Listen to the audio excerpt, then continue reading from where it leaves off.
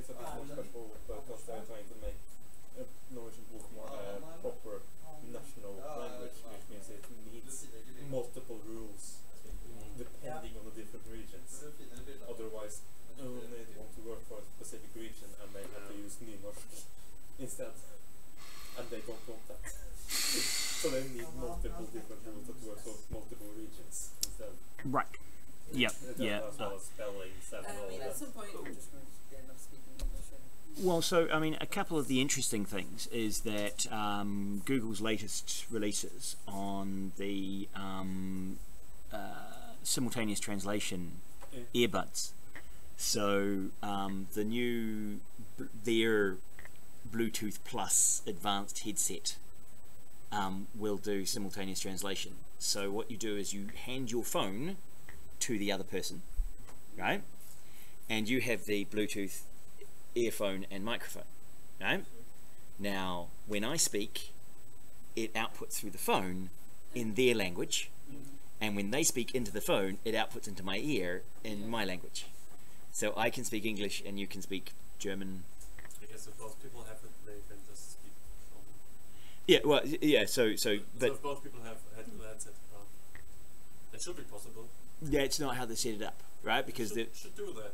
yeah, because it's set it up with on my phone. Yeah. Yeah, that my earbuds are in, so it's not actually talking through the phone, right? This is talking to the phone, and the phone is acting as a device. So this is the phone of both people. yeah. Then. So but this is so they're doing that as well, which is when I ring you, I can speak English and you can speak German, and it will translate. It will simultaneously translate while we communicate.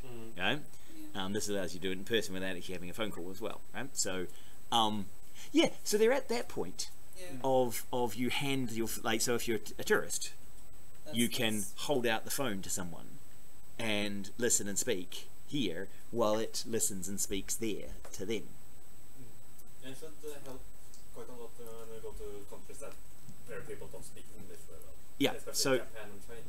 yeah, so it creates some interesting issues around whether this is good for language diversity or bad for language diversity, right? Because it could say that it's good for language diversity because it means that it doesn't put as much pressure on people to learn English, because there is a tool which allows them to speak English without having to learn it, right? And therefore they can keep their own language for longer. Yeah, that's one of the main problems here in Norway.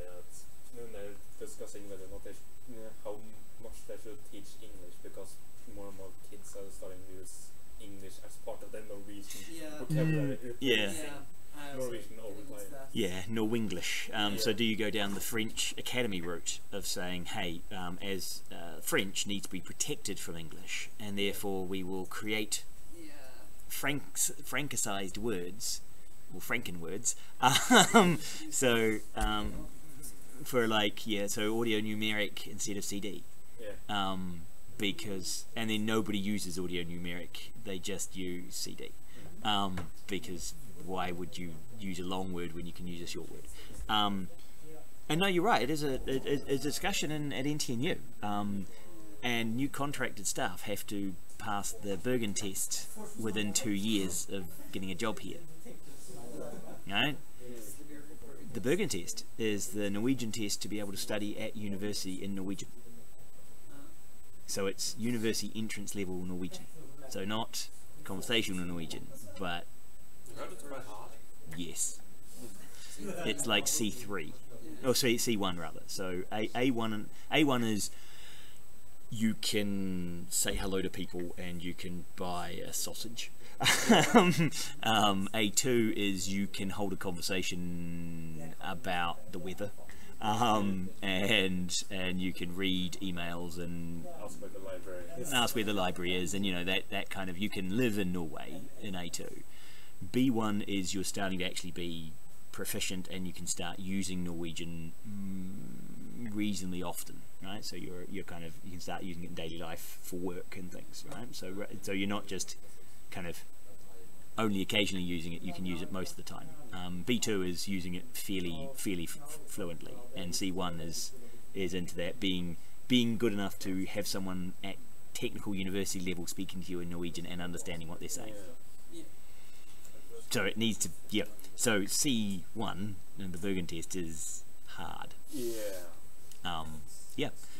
I would never have got there. but that's because when I arrived at 30, I had one language, and we had one language, right? And as Stephen was saying, when we were at school, yeah,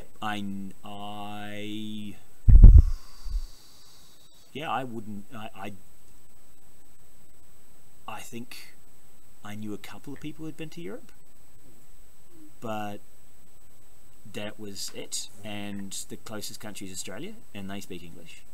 And you have to get to Papua New Guinea, which is about a 6-hour flight before you get the first non-New Zealand speaking, and that's quite a long way. I guess And most people from Europe are coming to you, and then yeah, otherwise. yeah, and they come to us and they speak English, right? And so we had and there was no reason to learn a second language, and so.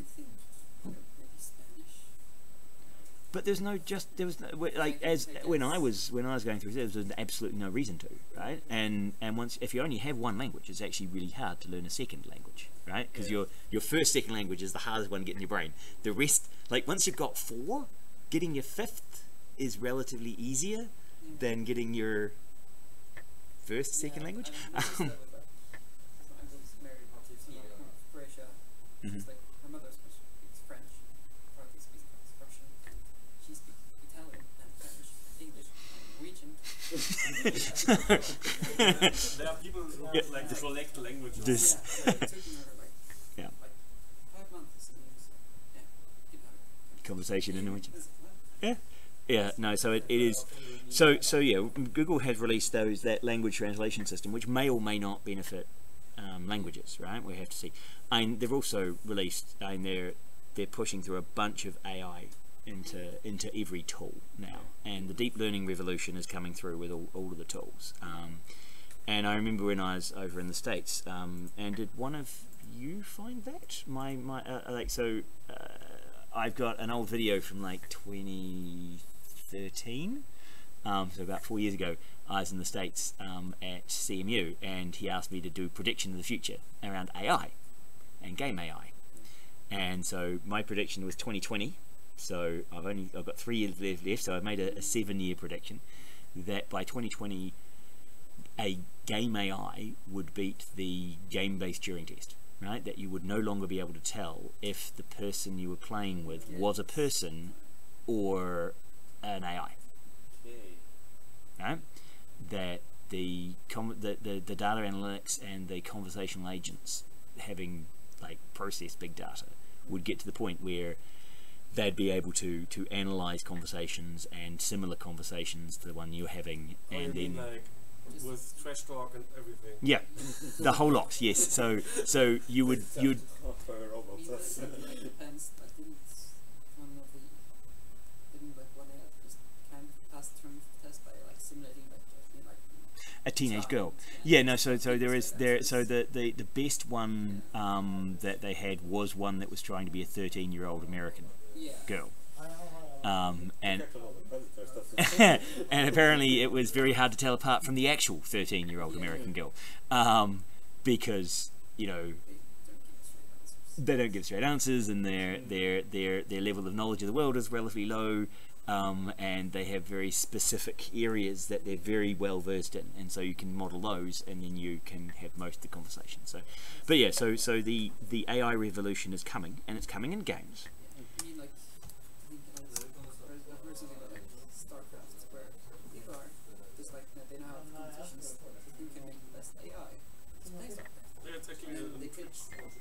There's like constant AI battle in StarCraft 1.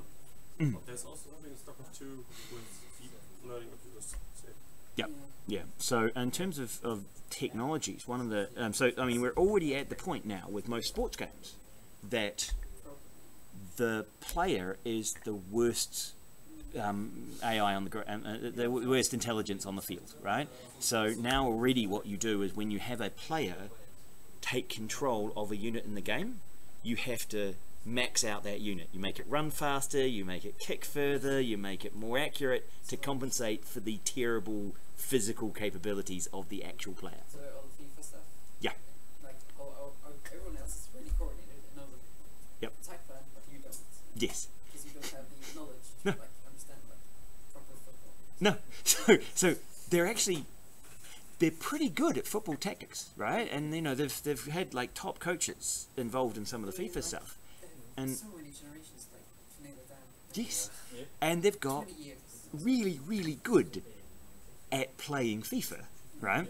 And there's no way a human can outperform the AIs in FIFA. It just, you are always going to make your team worse. It's not like American football where they have like the battle plans, like there's everything set up and the paths. Yes, but you're still, you are still the worst player on the field, right? You can't talk to the other players, and the No. other players can talk because, well, they have one mind. So Yes, know what the other players are doing. they've got a blackboard and they can instantaneously send information back and forth. So they are always going to be better than the physical human player in all of those games. Yeah. And so anytime a player takes over, you have to be nice to the new kid, right?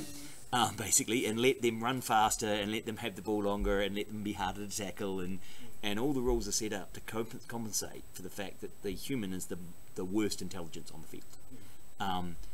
And so when we talk about AIs becoming like overlords and us becoming their pets, in games we already are, right? We're already the pet in sports games, right? Because they already have to treat us nicely, or else we get grumpy and put it down, right? And so they compensate for our inabilities by giving us stuff that they don't give each other. So I mean, we already do that in an interesting way, and part of the challenge, I think, of looking forward into game technology, and when we look at some of these things, so we've got the graphics and ray tracing and VR and your high school education and the sandbox and gamification learning and kind of deep learning stuff. The AI aspects of these, right? How much of what we do now will be able to be done by an intelligent enough machine in the future, right? So You're coming to the whole isn't it like the Star Trek universe where if you don't go to work, you protect it anymore. well, so one of the interesting things we can do in games is we can start simulating civilizations. Right, we could actually do citizen simulation, and we could simulate universal basic income. Right, so that's what you're suggesting, is that we, and one of the changes you get with universal basic income is you get you remove minimum wage, right? Because everybody's earning, nobody has to work to survive, so everyone's on a living wage, and therefore, if you work, it's because you want to, and therefore you don't need a minimum wage to say nobody could live while doing that job. The answer is, well, we're giving you enough money to live anyway, right? And basically, because when I was going through retirement age, right, we looked at retirement age and, well, it's going to have to go up because we're going to have so many people retired, we need to have more working people, right? So that's but then universal basic income says, no, we should all retire and let the robots do all the work. And basically, so there's this competing, what happens, do we all have to work longer, or do we all retire? And the discussion becomes, how do you tax the robots? Yeah, and then there's like at some point, like the service industry is probably going to go first. Some jobs are going to go first, probably. And then, how do you like deal with the service industry is already on its way out because online shopping is getting... Exactly, and in the UK, for example, there's we have a retailer like that in Norway as well. They send the food to your house with suggestions for meals. But in the UK, then there is a company that has auto packing for that, and then auto shipping as well. Yep. So and they can use electric cars, and so their footprint is much smaller than you. Exactly. Driving your small amount of food driving yourself to the store and grabbing your small amount of food and putting it in your SUV and driving it home again. They can go around in a electric vehicle with a truck and make multiple stops and kind of distribute the food more accurately and more appropriately with a single trip than everybody doing their own little trip. So it is much better to do it that way and do more automation, which gives us, so when we're discussing this up in Lillehammer, one of the discussions is games may be how we survive cognitively. Yes, because we keep. Because it's one of the few areas where we choose to challenge ourselves. Yeah. Right? Because in the rest of life, our jobs are going to stop challenging us because the computers will be doing all of the challenging bits. Right? The areas we might be useful are on ethics and morals and social, because they're socially complex rather than algorithmically complex, and we're not socially happy with the computer making that decision. Right? And also social complex changes every decade, so if kind of turning away from jobs, focusing on jobs, focusing on like democracy. Yes, it focuses on the social aspects, and so games and our game technology might be the only place where we actually cognitively challenge ourselves, right? So as a game developer, one of the things that we may have to do technologically is look at how we challenge people and keep them cognitively active in interesting ways, because their jobs will no longer do this, right? And you always see people doing far more cognitively complex things in the games they play than in their work life where they actually do a lot of people do monotonous, repetitive jobs, retail, working at the service station, driving a car. It's really monotonous work. For example, FPS, they have to react quickly, and strategy games they have to consider every aspect of what they're doing. Yeah, so you're using much more of your cognitive machinery when you're playing games than you are in your normal life, right? And so it may be that as we move to a universal basic income and we move to our only job is to be nice to each other, or something, that we have to use game technologies to keep ourselves cognitively active and create new worlds for ourselves and new experiences which we choose to engage in rather than we are forced to engage in. And we then have to start teaching, and the role that you have is potentially either to choose to be an aware person and make social and moral decisions, or choose to be an entertained person where you abdicate your social responsibilities and you decide to be entertained, right? And so you either lean in or lean out of society, because if you give everybody universal basic income and you say that this is universal, then you can't force people to lean in. You can't say, well, universal basic income so long as you're participating in society, right? And then it becomes a job to participate in society, in whatever that means. And then you're nice to people because you're being paid to be nice people, and then that kind of goes off down that whole strange route. And so one of the questions is, if we make games and use game technology to be how we keep people active, what are our ethical and social responsibilities as game developers? Right, because if you guys are going to make games and use game technologies to do these interesting challenges, what are your moral and social responsibilities? And it's one of the things that I want to focus on. Each of you, like when you write the report on what you do, one of the things that I want you and all of you to do is to think about those moral and social responsibilities of the technology, right? Because one of the things I ask for this report, for this course, one of the things that I wanted to talk about and want you to include, and one of the things that I was going to start harassing you about from about now on, right? Because we're about halfway through, is to start looking at what the lifespan of the technology is, right? So how long? Like the technology we have. Yeah. So so your own project. Yeah. So for you, it would be VR. For you, the educational games kind of stuff. When you're analysing a particular technology being used, what is its lifespan, or can you predict its lifespan, or is there a kind of half-life you have to predict? Will it, and how does it disappear? Is it replaced by something, or will it just diminish and become something that's permanently there, just in a less prominent way, right? So VR has got a high height at the moment. Yeah, it might go.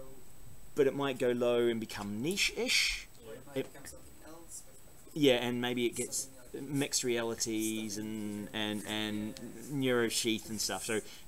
But even if you get those, will they replace it or will they be just a different thing, right? Because like tape drives, right? Actual audio tapes, very hard to buy now, but you can still get vinyl, Exactly. right? It's really difficult to predict. Actually, the vinyl sales are rising right now. Yes. Yeah. So you can get so CDs haven't replaced vinyl, but they had replaced tapes, and now digital downloads have replaced CDs. Yes. But vinyl has survived. And Blu-ray never became a thing. And Blu-ray never became Blu-ray tried to take over, but like It's It at the got- same level as CDs, Yeah. DVDs. it got killed by digital downloads, Yeah. right? Because it would have taken over.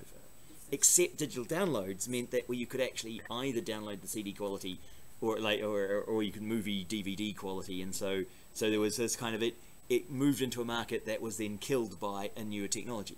However, because vinyl is different enough, right? Because it's analog rather than digital, it has a different functionality Yeah, different sounds. and different sounds, so it serves a different purpose. So it didn't. So when you think about what is the lifespan and you think about what will replace, is it a proper superset, and so it does everything the previous technology and therefore more and get replaced and replaces the previous, or is it a completely overlapping, so it's not a sub, so you've not got a superset, you've got a disjoint, an overlapping set where vinyl does have some features which digital doesn't have. Yeah, and it's a bit weird because even my 13-year-old cousin prefers vinyl over MP3 and CD. Which is so when we think about replacement, that's one of the things I want you guys to think about is when the technology you're working on gets replaced, right? So the first part was to look at the technology. Now it's starting to think about, okay, how long before this technology gets replaced? It's also I wonder if it will get replaced, because they also said that the internet would get replaced within the 90s, and it never did. No. By what? Yeah, exactly, then you can figure out what it just would be replaced by The something. ether. But yeah, so Mindling. so how long has your technology got to be relevant? And the other question is around the ethics of technology. So each technology has, Yeah, there's quite a lot from me there, at least. for you, there's a bunch of stuff. In fact, for each of these, I can pick out some ethical components, right? The hardest one is ray tracing, right? Because it's just it's a physics-based graphical system. would it do something like it could be used for like weapon defense? Missiles. So the ethics, use weapons. I think it's actually already used for anti-missile systems. Yeah, so foveated rendering, particularly on the foveated, if you go down the AR path, right? So there is some ethics around augmented reality. So once I can overlay, once I'm wearing glasses which have augmented reality overlay, I can do various things. One is I could eliminate people of particular races, Yeah. right? So I just blot out black people, for example, right? I'll paint them different colors. Or I can change their skin tone so they're all white. There's a bunch of ethics around that. There is ethics around Not touching them. accessing. Yeah, it's actually forbidden. Yeah. So if I identify you and I can do face, and so I do face detection on you, right? And so I say, oh, you're Bjorn, and then I look up your Facebook page and I put your latest post above your head, and I give information about you. How much private information is the system allowed to try and extract, and how much should it share? And is there ethics around me, like attaching other information to you when I first meet you, right? So rather than meeting you fresh, right, I meet everyone I meet, I already have this criminal report, halo data around them. I've already done the stalkery thing, and so, but I do that for everybody, right? And so which means if I meet you and you don't have that information, I'm immediately terrified, because you have to be some sort of secret agent or something, right? Social media. Who hasn't got a persona, right? And so there's a bunch of when you overlay information from the digital world into the real world, how much of the real world interactions do you lose because you're focusing on the digital and you're using the digital to filter your real interactions. So even for the ray tracing, when you go into how that is used in AR and foveated rendering, you could look at ethics. In virtual reality, there's a whole bunch of stuff around the Nintendo style, should it make you break every 15 minutes or 20 minutes, right? So the Nintendo Wii would go, it's like, oh, you've been playing for half an hour, you should put the controller down and go and play outside, right? There's quite a lot of games that do that. Yeah. So ethically, should VR encourage you to do that? I mean, it's currently, they probably have a lot of time has gone by to like check if it affects eyesight or anything, I guess. We're having some, well, we don't know what effect it has on children's eyesight because they've not developed long enough. We don't know what effect it has on long-term eyesight. We still don't really know, and people generally aren't in it long enough. It's the same with HP, because it hasn't been around. Yeah, it hasn't been around very long. So there's VR around eyesight, around engagement, around immersion. Are there any, like, what are the ethical issues around technology that you're using that either makes it more engaging or makes people more likely to fall over or injure themselves or? So which is the whole thing of like if I will make a racist game and because it's more immersive, it has different reactions. Well, so rather than that particular ethical route for VR, I think it's easier to go down the more kind of direct engagement in general and effect on humans in general, right? Because you don't need to go as far as if you create a bad thing. Is it like what ethical responsibility do you have as a developer for how your technology is used, right? So you can, if it becomes interesting, you can, like the standard ethical dilemma of, as a pacifist, should you write missile targeting software, right? Because I have an argument in both directions, right? As any debate should be, you should have arguments in both directions. So the argument for me as a programmer, if I believe I'm a good programmer, right, and I believe that I'm capable of writing good software, if I write a missile targeting system, I can make sure it hits exactly what it's aimed at, right?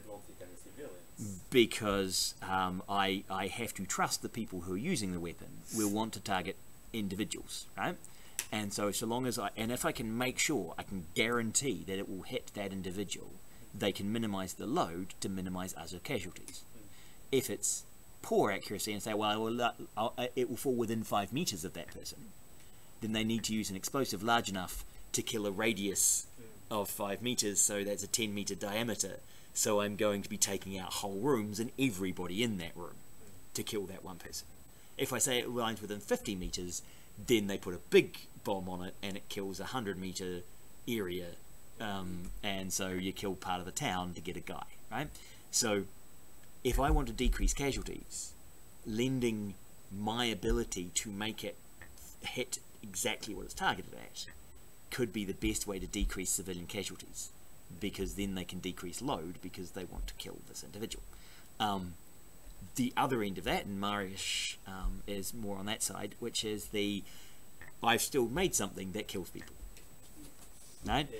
And so it doesn't, and because I've taken action, right? So inaction is not action, right? So you've got kind of two debates around whether inaction is action. Right, so this is the standard trolley problem, which we discussed earlier, I think, So the standard trolley problem, when you come to the trolley lever, is not moving the lever an action, right? And so are you morally responsible for your choice not to interact, right?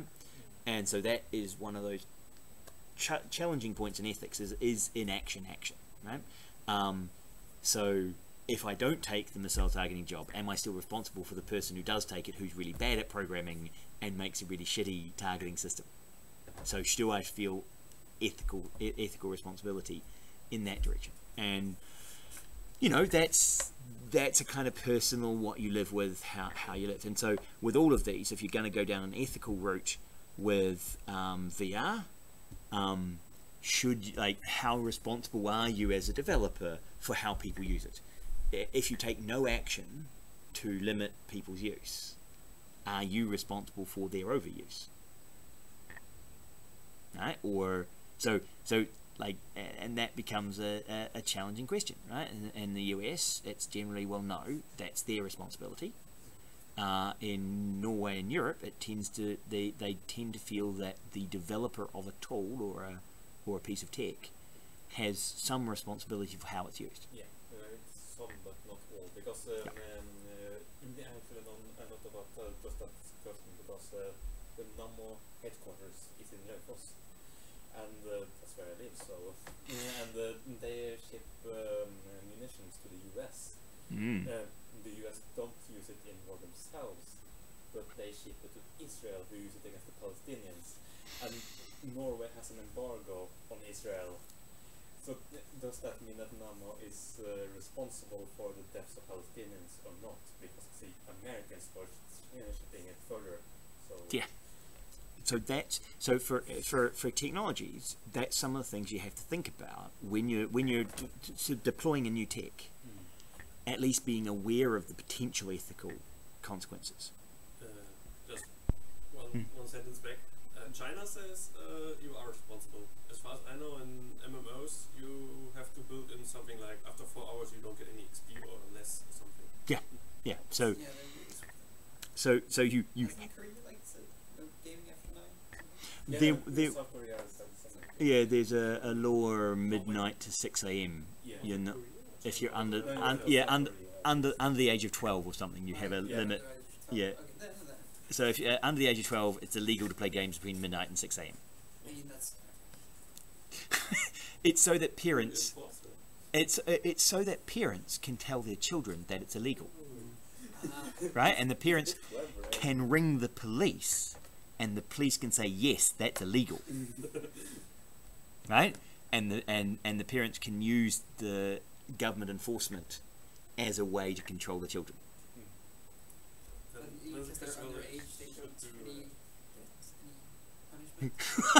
I'm not sure what the punishments are for. No, there doesn't really have to be a punishment, because it's very similar actually to the sexual law limit, 18 years in most European countries. Even if you go to 16, where it's 16 or 14, then you can legally have sex with people at that age, technically speaking. Well, no, most of Europe it's 16 is the age of consent. Yeah, so in Germany, as far as I know, it's the age difference not too big. And all of the parents allow it, something like that. yeah. Yeah. Here it's the age difference isn't too big, but otherwise it's 18.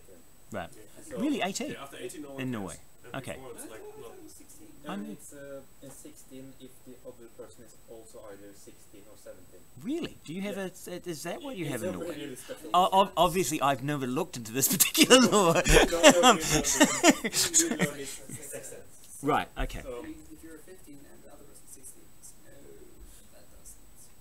Yeah. Okay. So in It's allowed in the Netherlands, I think it's 14 is where that rule kicks in, and 14 and 2 year gap, right? And 16 it's full age of consent. You're like strict limits. If one of your older siblings, one of the younger, is like, no. Yep. You know that's that, and it's the older person who is responsible, and therefore they're breaking the law. The younger person is not breaking the law. I think it's even more crazy in America, in the United States, when they're like two 16-year-old people, and they are like changing naked pictures. Both Child pornography. Yeah. Yeah. yeah. Yeah. Which is a bit odd, seeing they're allowed to have sex so long as they don't take pictures of each other. Probably depends on state. Yeah, but but usually it's 18 is, well, you see, because they're not committing a crime if they're two 16-year-olds. Oh. Because age of consent is 18. Yeah. So, which means it's only a crime once you turn 18 Yeah. to have sex with someone under the age of 18, which of course is very weird in 17 with the whole pornography industry, right?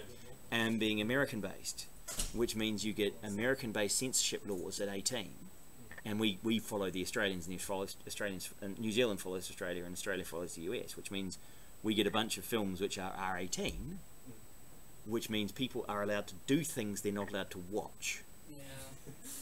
Right? Because we've got an age of consent of 16. So at 16, they're allowed to start having sex with each other, but they're not allowed to watch people having sex with each other until they're 18. And it's kind of, wait a minute, so no mirrors in the bedrooms, that would be illegal. Because, you know, and they're, what? Isn't it the age 21 as well? Not in New Zealand. In the US, yeah, they have, various states have 21 for spirits and the weirdness, but We also have first, like, Sprite, hard liquors, now we have 21. But Yeah. I think we have 18. Yeah, for regular beer, it's yeah, we're 18 for any kind of alcohol and everything, so I think Yeah. 16 for beer and 18 for right. hard alcohol. yeah, for So- British, they can use guns at the age of 18, but they can't use firearms until Yeah. 21. That sounds about right. But yeah, in regards to the Yep.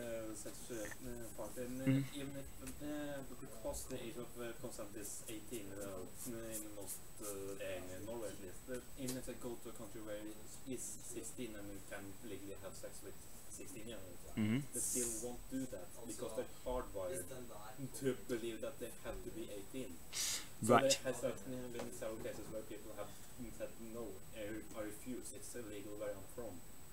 But maybe that's why they're doing just that law in Korea. Because if they're hardwired not to play games at that time at the kids, they won't do that when they get older. Well, yeah. So you know, Get sleep instead. yeah. Try and get sleep. So I think for all of you, you need to be able to think about the ethics around each of the technologies you choose, right? And so the sandbox game probably doesn't have as many issues. It's a little bit harder to find them. The medical display stuff is generally probably just a positive, right? It might creep some people out, but it shouldn't be Generally problem with medical stuff in general. But in terms of engagement and one of the things that games always are criticized for, which is replacing other activities, right? So when you look at the sandbox, is the experience it creating replacing another more useful experience, right? So if you make it very engaging, and how much are people actually getting from this experience? compare a regular sandbox and the sandbox. Yep. You can sit in the sandbox and like really dig into it. Yeah. Though my kids did get up onto it, Yeah. and were sitting on it and playing on it. That doesn't work. Yeah. So they they climbed into the sandbox to play, and there was a lot of dust. Sure, that's because it's indoors. Yeah, they generated a lot of dust. But yeah, but if you can't, if your piece of tech, one of the things you see, I saw they showed a video. I saw a video where a white person put their hand under a soap dispenser. Don't know if you guys saw it as well. Put your hand under the soap dispenser, it works. And a black guy, it doesn't recognize him because it's using the light reflecting off it, and there's not enough light reflecting off his hand for it to know there's a hand there. So There's also an example with eye detection with Asian people. I think it was also face detection. Yep. Problems. yeah, so face unlock and all those sort of things. So you can also try and think of are there social or racial dimensions to what you're doing? Are there so one of the limits they also talk about is physical capabilities, right? So yeah, are there issues around the handicap using VR? For the sandbox, how easy is it for people in a wheelchair potentially to, if you've got your sandbox nice high and then you're doing the leaning in, if I'm in a chair and the sandbox is at my eye height, I can't interact with it, right? So you've created an experience that makes someone in your group unable to participate, right? And then you say, well, okay, you need to look at having a ramp next to it so people can actually, so in a wheelchair you could ramp up and be able to interact, right? Or you have chairs that you're able to interact from around. So you find ways of modifying the environment to cope with the wider society, right, who might be involved. And so you kind of, if you can find ways of saying, okay, what potential limitations on my users is my new technology bringing, right? And that it may be as complex as having to say, okay, for screen readers, for example, right? One of the problems with Flash is that for a long time it didn't work well with screen readers, because screen readers were designed around standard HTML, and so they could use web pages because they built tools that would take normal web pages and be able to convert them into something they could use. And when people started doing fancy stuff that was non-standard, they were unable to use their already built tools to interact with that information, right? So as though it looked like the same information from us, right? So you, instead of having a normal page, you just have a Flash presenting text and have a few animations, and it's only animations on the side, so it's okay. The answer will no. Now it's non-standard. Those other tools used to interact with it are now broken. So anytime you take a standardized input, like if you go from a digitalized exam or something, right? The disability assistance systems, which have all grown up around the current system, if you're going to use new technology, how does that change those disability systems, right? And who do you limit from access by adding technology, right? So yeah, so I with all of them, you need to think about the ethical aspect, and you probably need to come up each with an ethical stance. Do you guys have ethical stances? Yes. Right. Imagine. So do you, can you name your ethical stance? Like, are you a utilitarian? Are you a consequentialist? I can't name it. Is it consequentialist? Just like, you know, everything happens it's just So can you judge everything by its consequences rather than its actions? So for example, if I look at the consequences of an action, that is enough to know whether it's good or bad, right? So the action itself, I do not need to feel guilty for, right? So and the classic one here is which is the nuclear bomb example? Hiroshima. Yeah. In class compared to the invasion. Yes. So if you measure it by saying, well, there would have been 20 million killed by invading and only 2 million killed by the bomb. No, it's 150,000 actually, so it's okay. nowhere near. Right. So if you say 20 million versus 150,000, you look at that and you say, well, the consequence. So that is a utilitarian. You're looking for the greatest good for the greatest number. Yeah, that's right? me. Yeah. And so you can do that. You can make a calculation, right? There are some people who say you cannot make that calculation. Lives are incalculable, and therefore, if your actions result in people dying, then it's morally reprehensible. So they refuse to do the full problem. So they say no, you are bad in every case, yeah. Right? So one of the classic one for this, and the one we did it in fourth year ethics, was Plato versus Aristotle, right? So this particular type of problem goes back a long way, yeah. Right? And they were looking at Theseus, I think, when he was sailing, Argos. Yeah, on the Argos, and his fleet is becalmed by the gods, right? Because he's off to kill a bunch of people, right?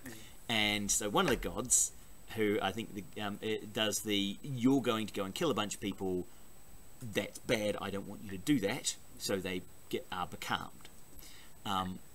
Another god said, well, you know, okay, but if you can show your devotion to me, then I'll allow your fleet to continue, right, and go to its destination. And the offering he had to show his devotion was to kill his daughter. Right. Ooh. Now, one rational way of looking at it is you're becalmed at sea. Everyone's going to die, yeah. Right? And so your best option is to kill your daughter, so that you can receive wind and get to shore, right? And we just have to assume the gods are in control of all of this, otherwise you would just go. Yeah, it does make sense. But so one of the questions is, should you feel good about killing your daughter? right?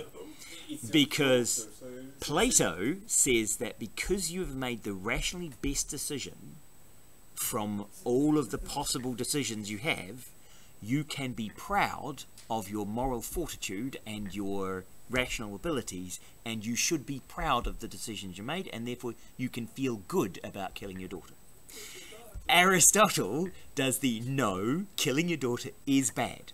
It doesn't matter if it's the best of a bad lot. It is still below threshold, it is bad, therefore you feel guilt and you feel bad.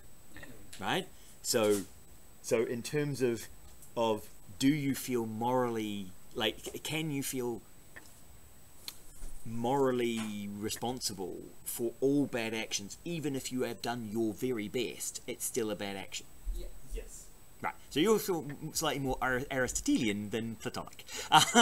So this was the difference, because Aristotle was a student of Plato, right? So this was what are the things they write about in their discussions, and they have this whole, you know, do you how should you feel morally responsible for things, and what is the moral response to this situation? And so, do you rejoice in killing your daughter because you have made the best, you have done the best you can, you've made the best decision you can, and therefore you can be righteous in your rationality? Or do you go, well, actually, no, yeah. Would the reverse of this be, you have the option between different good things, and if you choose the worst good thing, you should feel bad because you made the you had a bad you made a bad decision, and therefore you should feel bad, even though you still did a good thing. Yeah, that is actually an historical example of that as well, because there's a British private who chose not to kill Hitler in the First World War, and since Hitler went on to kill so many people, that soldier, when he learned that it was Adolf Hitler that he chose to spare, felt personally responsible for all those deaths. Yes, so he did a good thing, which ended up being a bad thing. Yeah. But so from a moral and ethical and social, these kind of knowing what your personal ethical framework is, how do you work out whether or not what you're doing is right, right? And there is an argument down to technological determinism, that we're going to go technology, and so and technology is good. So because if you go down an advancement is good, and therefore technological advancement is good. It's kind of what we agree on as a society. Yeah, so as a society, there's kind of an agreement that advancement is good, right? Not necessarily, though, because industrialization is the same question actually, and they can't agree on whether or not that is good because it destroys nature. Yes. So we should feel, everyone agrees that we should feel bad because it does destroy nature, but should we do it or not? Because we shouldn't destroy nature because we will destroy ourselves, but at the same time we are a victim of our own evolution, therefore we should continue. So we have some kind of tragedy of the commons as well, right? Because if we don't do it, someone else will, right? So there is a significant challenge in all technological advancement as to kind of where is the ethical what is the ethical component to it, right? Because we are actually advancing probably faster than people can keep up with the ethics of what's going on, right? We're going to see it in law as well. Yes, the law is so far behind. Like the Pony Stars game being evil. I think I mentioned it a while ago. I think it was Rapid Prototyping. I talked about it being evil, and I've talked about it. Yeah, it was in this room, but it was for a different course. Okay, so I can also say this to the recording. So the game was around having so you engage teenage girls or preteens, so 8 to 14-year-olds, by giving them digital ponies, right? And they get to care for the ponies, and they're looking at monetizing it, right? Right? And so they did A/B testing on. They had 100,000 users, and they broke them into groups of 1,000, and they did testing on to see which approach got the most money out of the children. So very profit driven, right? And so they're looking at, is it a subscription? Is it micropayments? What kind of micropayments? Do you so you let them have one pony and they lavish attention on one pony? Do you give them a whole stable of ponies? Do they pay per pony, or do they pay for the stuff that you put on the pony? If you buy a blanket for one pony, do you get it for all ponies, or do you have to buy a different blanket for each pony? Right. So what are all those? So all of those competing business models, and what they found made the most money was to let them have as many ponies as they like and as much stuff as they like. All of the stuff is free, everything is free, except you add friction, right? So you manually have to brush and feed the pony every night, each of your ponies, right? And it takes a minute or two. And so when you got one pony, that's just a minute a night, that's fine. When you got 20 ponies, that's then taking half an hour, 45 minutes to tend for all your ponies every night.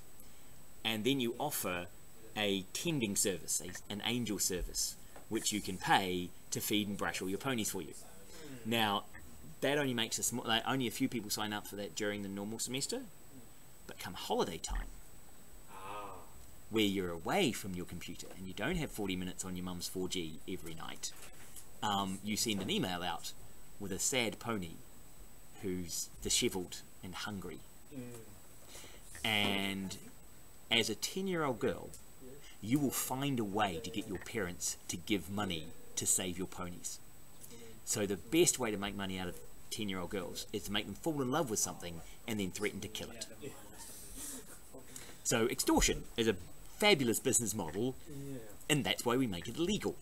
Because if normally you could use extortion as a standard business tactic, all businesses would, and we would be being extorted for our money all the time, right? But since this is digital, it doesn't go under the law. But yeah, the law hasn't been able to keep up because, you know, the digital content is owned by the company, right? And so this whole investment by a user into an item hasn't got protection around ownership of that item. Just because you've spent a lot of time doing something online with their tools doesn't mean that content is protected and has transferred some ownership to you. Does your physical avatar has like a monetary value? Yes. So like yeah. Like a wife hired someone to kill like their party's second life character or something. Yes. And then they actually Yeah. like destruction of property. Yeah, so it's destruction of property. So once you have a monetary value associated with digital thing, and you can show that, but for those but the law is really struggling to keep up with that kind of extortion, right? Because they hadn't spent money on the pony itself. No. Therefore they couldn't claim any monetary ownership. No, they hadn't claimed any monetary ownership. They hadn't, and because they hadn't been creating new work, right? So they hadn't done art. So they hadn't been drawing. They hadn't been adding creative content to this because they'd just been buying things from the store and putting it on the pony and brushing and tending the pony and taking the pony out and riding it and stuff, right? They hadn't done anything creative, so there was no ownership of any art or any creativity in there. And so the law doesn't have this protection around what you're allowed to do to people when they've invested time and emotions into something. And so legally you can do this. Morally, I think you're probably on thin ice, and it would be generally what I consider illegal, but it's certainly immoral, but we don't have the laws to make it illegal. So one of the things that you also look for in your technologies is, yes, just because you can develop some piece of new technology, and you could take any of these topics and kind of expand them out to kind of logical conclusions around where that technology is leading, and then say, what should we be thinking about, right? So that's one of the important things I want you guys to start thinking about now, and you guys on the stream to start thinking about now, and all the people that are not here, is as you do the second half of your tech and you're implementing things, I want you to start thinking about the ethics around it, right? So it would be a section. Yes, so all of you will have a section in the report which is around the ethics of the technology. Yeah, We just make it some chapter then? You could make it a whole chapter, yep. I'll probably have a subchapter in my thesis as well because of the high school Yes. Yes. So high school VR. Definitely good practice. Yeah. Now, Thursday this week, the ladies are coming up. Well, the woman from Telemark is coming up. I think I'll just confirm that again. So Thursday afternoon, if you can be available to have a meeting with her, that would be great. Yeah. So we'll be doing some VR discussions with them. So, and yeah, they're the leadership group, so they're not the students, but they are the team who would be spending money on VR stuff and be trying to use it to teach people stuff. Yeah. We're looking afternoon, so I think I'd suggest 2 till 3. So I think they arrive here around lunchtime-ish, 1 o'clock-ish, and so they'll come up.